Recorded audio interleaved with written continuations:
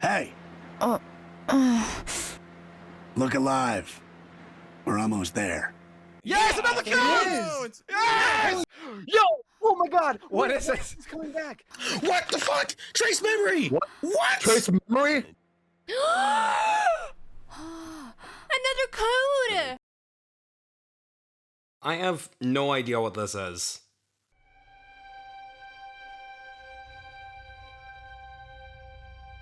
September 2023 saw the release of a Nintendo Direct, which focused heavily on a number of upcoming remasters and remakes. Mario vs. Donkey Kong, Luigi's Mansion 2 HD, the Tomb Raider Collection, Super Mario RPG, oh, and some other game about cardboard or something, but I don't think anyone cares that much. But there was one such announcement that caught my eye, and it went by the name Another Code Recollection. It was a remake of the DS game Another Code 2 Memories, and its sequel on the Wii, Another Code R, A Journey into Lost Memories, originally developed by the now defunct Sing Inc.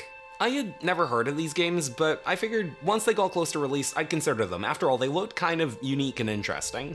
Then over the next couple days, I went back and started looking at reactions to the Direct online, and I saw that Another Code was like one of the main things people were excited for. I didn't expect this. I thought it would be a mix of people like me who had never heard of it and others that would be like, oh, they're bringing that franchise back. That's kind of cool, I guess. But no, apparently these games were just really popular and I just never heard of them. Suffice it to say, Another Code, you had my curiosity, but now you have my attention. Now, I'm not going to discuss how this game expertly revitalized a beloved classic, and I'm also not going to go on about how this remake is a butchered disgrace that stoned my childhood with a pile of drifted Joy-Cons. Instead, I'm looking at this game purely from my perspective as a first-time player and judging it purely on its own merits. And if you like this video, then consider checking out my Patreon in the link below. For just $1.50 a month, you'll get access to all my videos before they get released on YouTube. With that out of the way, let's solve the mystery of what all the fuss is about, starting with the first game, Another Code 2 Memories. The plot of the game revolves around a teenage girl named Ashley Mizuki Robbins, who's been invited to the mysterious Blood Edward Island by her father Richard, whom she thought had been dead for about as long as she can remember. Upon arriving at the island, she finds a seemingly abandoned mansion and an amnesiac ghost boy named D. Ashley, can you see me? Yeah. Still unable to find Richard, Ashley agrees to team up with Dee. She'll help Dee restore his memories of how he died so his spirit can finally depart from the mansion, and he'll help her locate Richard and discover what he's been doing all this time. He's the one who told me to come to this island, so where is he?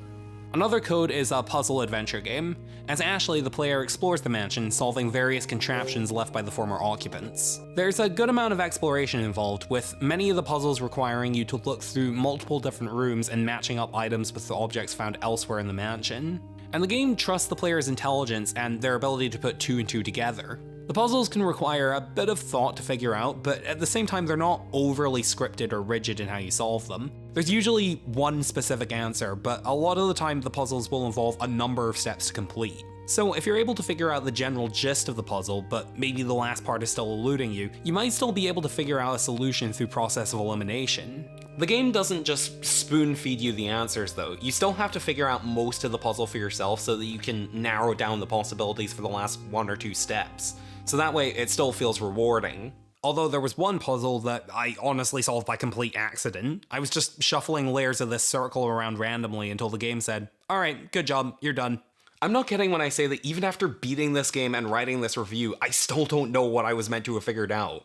And I kind of don't want to look it up because I just kind of think it's funnier not knowing. Another thing I like is that these puzzles don't serve just purely as challenges that reward you with cutscenes to further the plot. A lot of the backstory of both Dee and the mansion is weaved into the puzzles themselves. I honestly think this game makes a compelling case for interactive storytelling, because you're not just watching Ashley and Dee solve the mystery, you're actively learning about it and solving it yourself. The story is pretty good too. I wouldn't say it's a masterpiece or anything, but overall it is fairly engaging. Ashley and Dee make for a pretty good duo. They're fairly simplistic personality-wise, but they're upbeat and eager enough to help each other out that you still like them and you want to see them succeed. And the mystery has enough twists and turns that it keeps you invested in what the answers are going to be and what it'll mean for the two of them. There are, however, certain aspects of how the story is told that I'm not entirely fond of. For example, there's a lot of emphasis on telling rather than showing. Throughout the game, Dee will often notice something that will jog his memory about his past. This typically leads to a flashback which lasts only a few seconds, followed by Dee explaining it verbally to Ashley. It's Franny. It eventually unfolds into this tragic backstory about Dee and the former occupants of the mansion, but you don't get to witness much of it for yourself. As a result, while I was curious to see what happened to Dee and these people, I can't say that I was invested on an emotional level. Scenes like these will also sometimes feature dialogue trees, which could be an interesting mechanic, but what's weird is that you're required to go through all of them. Your only input is deciding the order that you choose them in. So why not just have this be a normal cutscene? In fact, it gets even stranger than that, because sometimes you'll be given a dialogue tree with only one option to go with. Why? You're already in the middle of a dialogue scene. What's so special about this line in particular that you need my permission to go any further? The game also seems a little confused about how and when to raise the stakes for the story. For the most part, the game is going for this slow, methodical pace, but there's one moment near the beginning that makes that feel slightly off. At the beginning of the game, Ashley is visiting the island with her aunt Jessica. They get separated, Ashley hears Jessica scream, and Ashley finds Jessica's glasses missing on the ground. Jessica's glasses! This is clearly done to add some higher stakes to the story, but when the rest of the game follows this slow-paced, contemplative tone, it feels like that sense of danger and urgency is just being ignored by the characters. Dee, look. What is it? You can see the ocean. It's so pretty, isn't it? Ashley, your aunt could be dead for all you know. You think maybe this can wait a little bit? Thankfully though, the main mystery storyline in regard to what happened to Ashley's father is fairly interesting. Throughout the story, we learn that Richard was a scientist who created the Another, a device with the power to rewrite memories. That's how it can heal people, by adjusting or removing painful memories.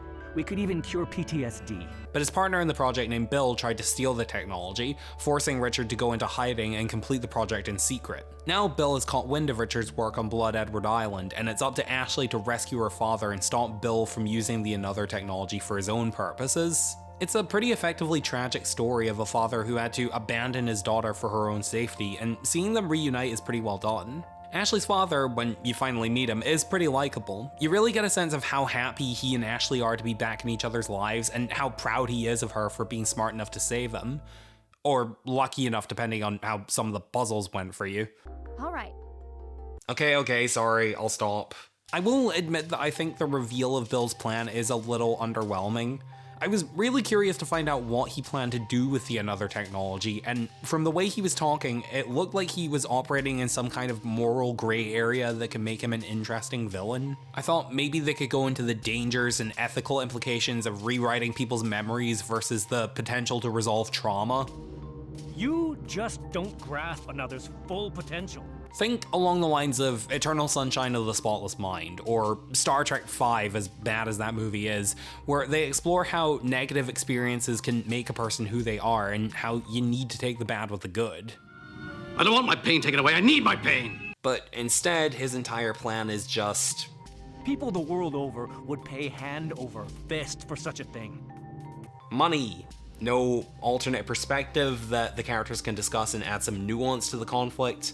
No elaborate plan that you'd expect after so much foreshadowing and build-up. He's just greedy and that's it. There's not even any specifics of the consequences of Bill winning. There's this whole plot point near the end of the game about Ashley's father destroying the Another, sacrificing his life's work for the greater good. It's for the best. But the game doesn't make it clear what he's actually preventing. All we know is that the Another would be used for something other than what it was intended for. What that something actually is, the game doesn't explain. Overall though, Another Code 2 Memories is still a solid game. It's no masterpiece, and like I said, I can't say how it compares to the original, but taken on its own, I enjoyed it quite a bit. The puzzles, for the most part, are pretty well designed, and the game has a reasonably engaging story and fun characters. Now let's move on and talk about the sequel, Another Code R, A Journey into Lost Memories. The plot is set 2 years after the events of the first game. Richard has returned to his normal life, raising Ashley and working as a scientist professionally. Over time though, he ended up leaning more into his work to the point where they haven't seen each other in 6 months. Feeling guilty about this, he invites Ashley to a camping trip at a location called Lake Juliet near his lab. While there, Ashley befriends some of the locals and helps out with problems that they're all facing, all while uncovering a new conspiracy in the area. The game, at first glance, isn't too different from the first. You explore the game's world, running into puzzles to solve and NPCs to talk to, but then you actually delve into the game and certain problems that weren't there before start to show up. Like, for example, the pacing. The original game had a pretty good structure with multiple puzzles one after the other, only being broken up with cutscenes and plot development every so often for variety. This time around though, the puzzles are much more few and far between. There are times where you can go through several cutscenes with no puzzles in between, and this isn't a rare occurrence. This is most of the game. And when you actually do come across a puzzle, it's a toss-up on whether it'll be an actually interesting one or push buttons. Which I suppose is technically every game, but there's a difference between this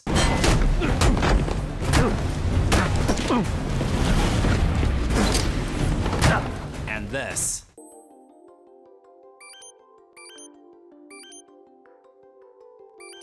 It's not helped by the fact that there's much less focus on exploration this time around as well. In the original game, the overall map was pretty small, but you still had to put effort into figuring out where you needed to go based on clues. The map in the sequel is quite a bit bigger, which sounds like there would be even more to explore, but the game will more often than not state explicitly where you need to go to progress. So, where's your dad's cottage? I think it was just past the bridge. First house on the left. Which part of the lake should we use for a water sample? It might be easiest near the mermaid statue. Let's take a break at the restaurant. Well, let's hurry back to your dad's cottage. So instead of finding clues and working out where to go and what to do, you spend most of the game just mindlessly walking from point A to point B, rinse and repeat for the better part of 7 chapters. It's less like you're actively working your way through the story and more like you're being dragged along by it. And compared to the first game, the story isn't nearly as good and somehow manages to be both convoluted and underdeveloped. The overall plot is attempting to be a bit larger in scale this time around. While the first game was set in a relatively small location with 2 main character arcs, the setting this time around is much larger with a bigger cast of characters, a lot of them with storylines of their own. I can respect the attempt to get a bit more ambitious, but all it results in is a messy plot with like 5 or 6 barely connected story arcs that are all clamoring for screen time. The closest thing to a main story involves a 13-year-old boy named Matthew who ran away from home to find out what happened to his father. He went missing 5 years ago. But I don't feel any kind of desire to see him succeed like I did with D. I honestly found him pretty whiny and annoying, and he doesn't have much chemistry with Ashley. Not to mention, this story arc gets pretty much completely resolved a good few hours before the end of the game, and Matthew is not involved in the plot from that point onwards. So, in other words, the character that has spent the longest amount of time by our side, and the vast majority of the plot has focused on, just isn't involved in the climax. Plot structure, ladies and gentlemen. Looking at one of the other stories though, I was pretty disappointed with the direction that they took Richard's character. Dad. I mean, we spent the entirety of the previous game looking for him and only found him near the end. After beating the first game, I was excited to see them go on another adventure together with him having a much more prominent role. So you can imagine my disappointment when he spends most of the game off screen. I'm also not a fan of how they handled Richard and Ashley drifting apart. I'm all on board for a sequel where characters who spent the previous story bonding have developed a more strained relationship over time. I mean, I loved The Last of Us Part 2. So much so that I still get comments on my video about it a year later calling me a stupid, invasive, elitist, unproductive, worthless troglodyte. So that's fun. But since we barely get to see these two together, it makes the friction between them not hit as hard. Plus, I can't help but feel like opening the game with this without even showing that they were happy after reuniting kind of puts a damper on the first game's happy ending. A lot of the subplots and new characters aren't much better. I'm not gonna get into all of them because frankly most of them are not nearly interesting enough to be worthwhile. Watch. There's a plot point about someone polluting Lake Juliet, but there's nothing in the story to suggest that the lake is in any kind of danger, so I don't care. You see what I mean? Now try playing a game with 3 or 4 storylines like that. The only other story arc worth mentioning was this one about a group of friends that Ashley meets named Tommy, Janet, and Elizabeth. They're all in a band, but Elizabeth has all of a sudden backed out of a music competition that they were supposed to perform in because she's convinced herself that she can't sing. But my voice is awful. That will kill any chance we might have. All three of them are pretty one-note characters, with Tommy and Janet being what I can only describe as generically nice, which I realize isn't a great description, but it's not like the game is giving me much to work with here. And Elizabeth being the cliche mean girl who hates the main character at first sight, but then turns out to have a sad backstory. But the main reason I bring up this plotline above all the ones that I didn't mention is because of how it gets resolved. Tommy and Janet essentially have an intervention for Elizabeth to figure out why she suddenly dropped out of the band, and they invite Ashley to come along. What's she doing here? What's the problem? I asked her to come. Because when I stage an intervention for someone, I always make sure to invite someone who we all just met that day and the person we're confronting didn't even like. But while in Elizabeth's house, Ashley finds a recording of her singing and convinces her to stay in the band. I've heard you sing. You're amazing. Ashley, thanks. It's a cute, if perhaps formulaic idea, but the thing that really makes this moment not stick the landing is that we never actually hear Elizabeth sing. Your song is on this, right? Yep. Give it a listen. Okay.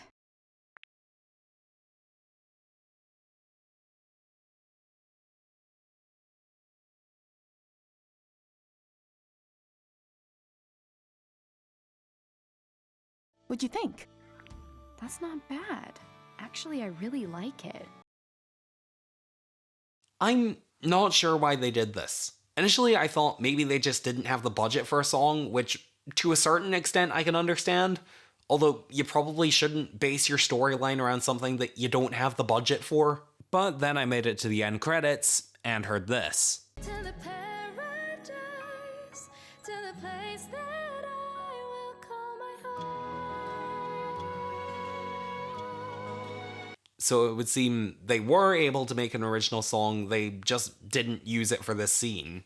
I guess they felt the driving force behind the resolution of an entire subplot just wasn't something the audience needed. Imagine if the climax of The Avengers played out like this. Barton, I want you on that roof, eyes on everything, call out patterns and strays. Stark, you got the perimeter. Thor, you gotta try and bottleneck that portal. Slow him down. And Hulk. Smash.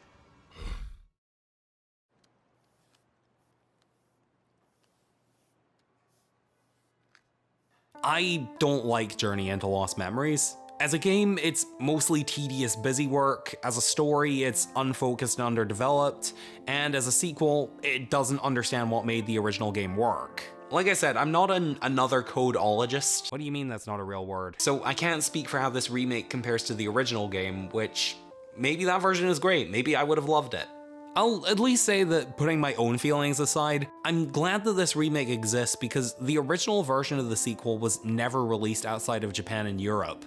That must have been a huge blow to another Code fans outside those territories. For a large number of people, this is the first version that they've even been allowed to play. And if you happen to fall into that category of people, I hope you enjoyed it.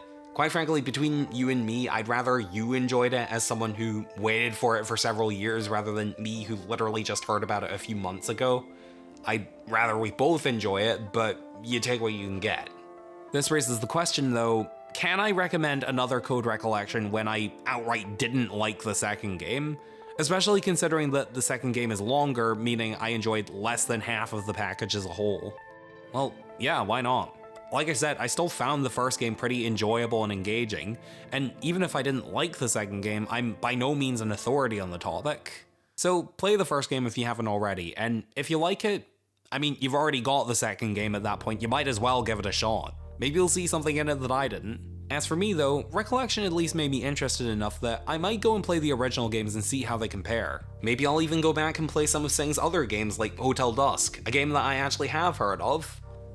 Albeit only because of this one ProZD sketch. He does come back in Hotel Dusk, though. Okay, that's just a DS game. No, it's about like this.